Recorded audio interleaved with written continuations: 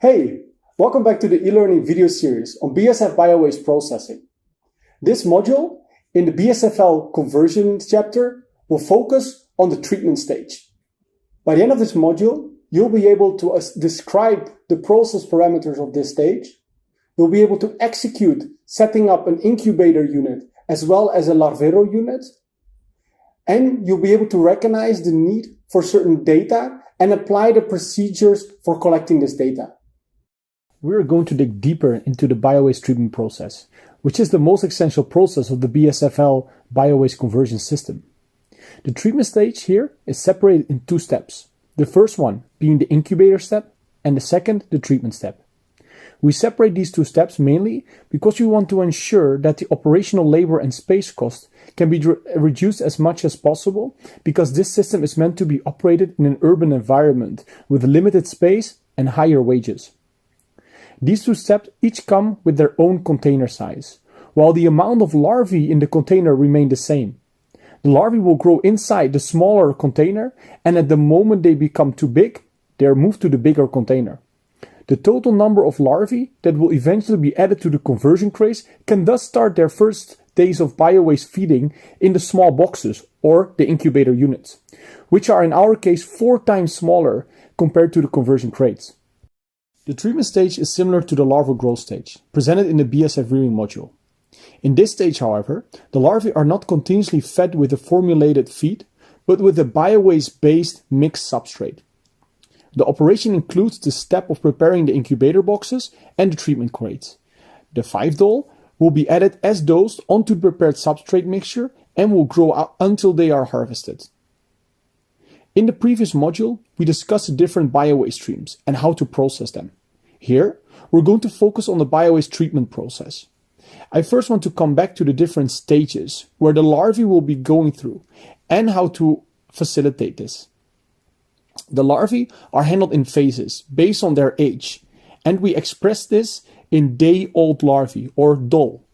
So, as we mentioned in the previous chapter on BSF rearing, the 5-day-old larvae, or 5-dol, are produced in the nursery, and from 0 to 5 days old, they are feeding on a formulated feed. Now, here in this module, we'll be looking at 2 phases. One from 5 to 8 dol, larvae where the larvae are in the incubator units feeding on the nutritious biowaste source, and the treatment area, where the larvae stay from 5 until 15 to 17 days old, and they'll be feeding on regular biowaste.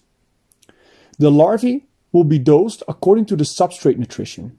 But because this varies between the different substrates, we want to focus here on the dosing for the 2 most common biowaste sources that you can find in urban areas, which are fruits and vegetables from local markets and segregated household biowaste. In addition to the nutritional value of the waste, the dosing is also based on the water content of the substrates, which we condition to be around 75%. So, for fruits and vegetables from the market, you can expect to have about 1 gram of feed per larva. And for the segregated household waste, around 0.8 grams per larva. This means that the segregated household waste is more nutritious and therefore less waste is needed to grow the larvae. Keep in mind that this is the amount of substrate that will be fed to both the incubator and the treatment units combined. This calculation will result in the total number of larvae that you would have to add to the incubator units and will eventually be transferred to the treatment crates. Also, make sure that in the boxes and the crates that you'll be using for incubator and treatment units, the max height of the substrate does not exceed 8 centimeters. Lower is always better, but a higher substrate height can cause anaerobic conditions in the lower areas, so larvae will not be able to feed on this part of the substrate. Lastly, the retention time for the treatment phase depends heavily on nutritional value and the ambient conditions. This is why earlier we mentioned that the treatment area can provide grown larvae between 15 and 17 days old. This does matters because we don't know what nutritional value the waste has in your site. As with the previous module, in the following step-by-step process video, we cannot show you all the materials that you currently see in front of you due to their size. The materials shown here are used at our pilot site.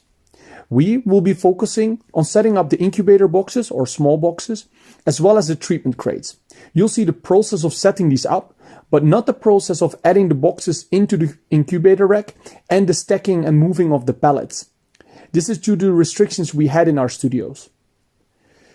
The following materials can be used for the treatment stage.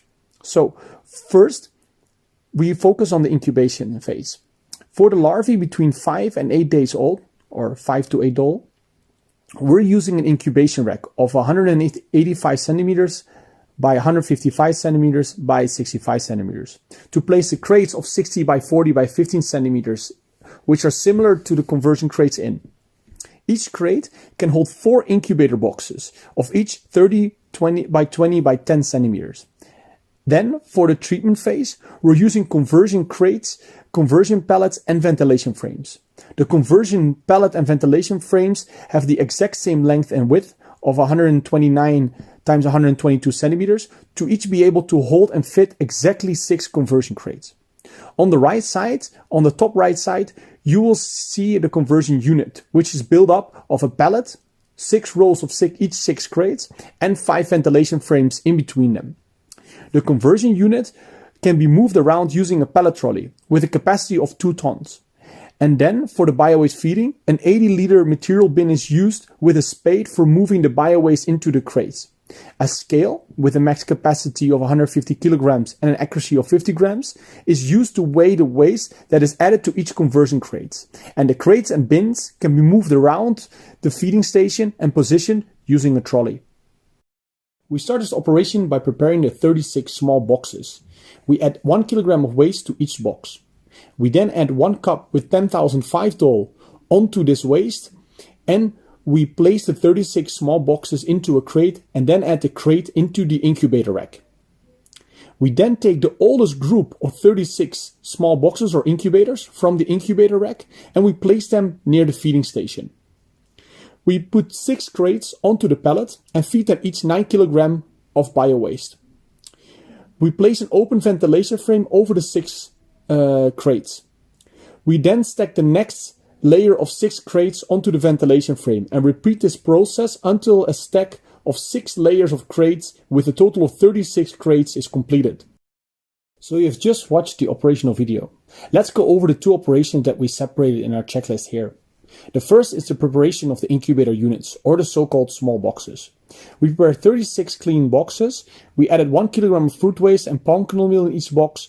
We placed the 4 small boxes into 1 crate. We repeat this process until the 36th small box was done.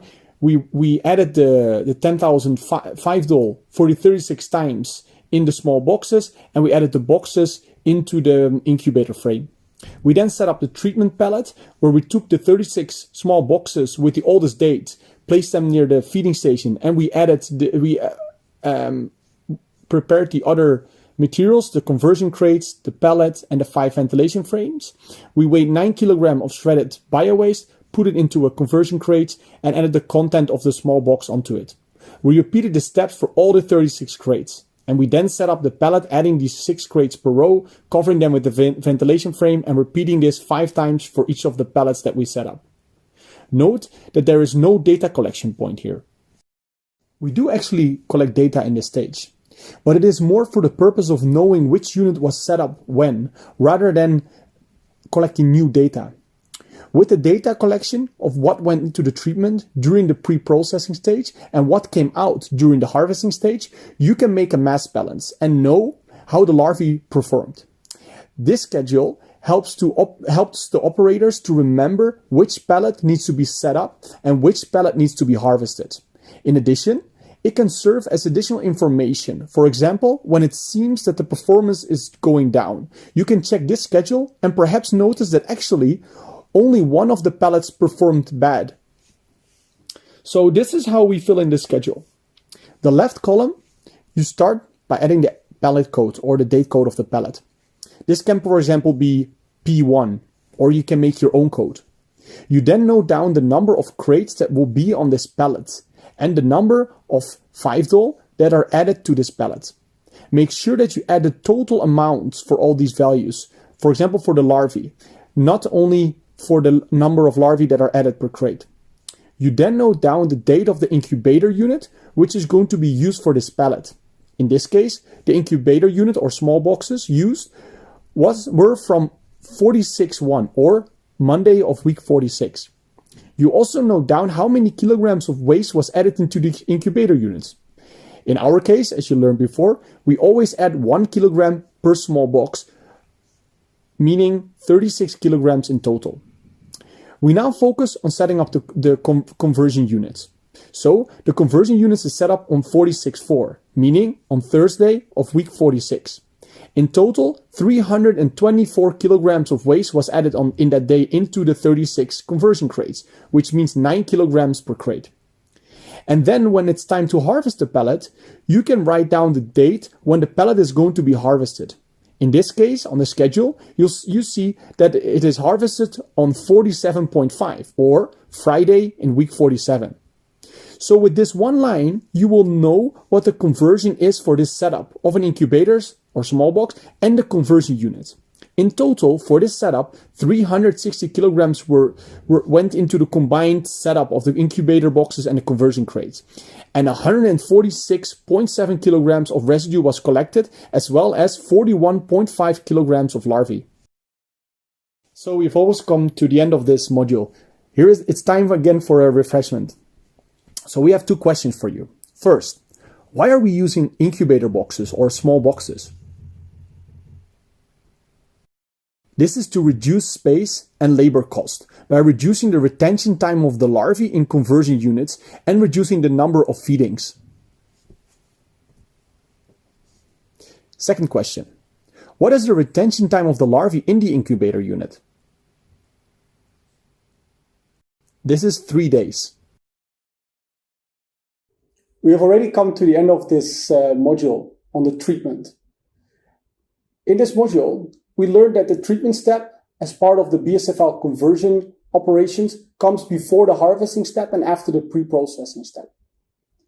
The 5-day-old larvae first feed on the substrate for about 3 days in incubator units and are then moved into larvero units where they feed for an additional 9 days. We also learned that the data on the amount of substrate that is being fed to the larvae has to be constantly collected to support the performance indicator points. Thank you for watching this module, part of the e-learning video series on BSF biowaste processing. More information can be found in the BSF step-by-step guide, which you can download through the QR code here. Both of these materials were part of the Forward project by EWAC, in collaboration with the Ministry of Public Works in Indonesia and funded by SECO, the Swiss State Secretariat for Economic Affairs.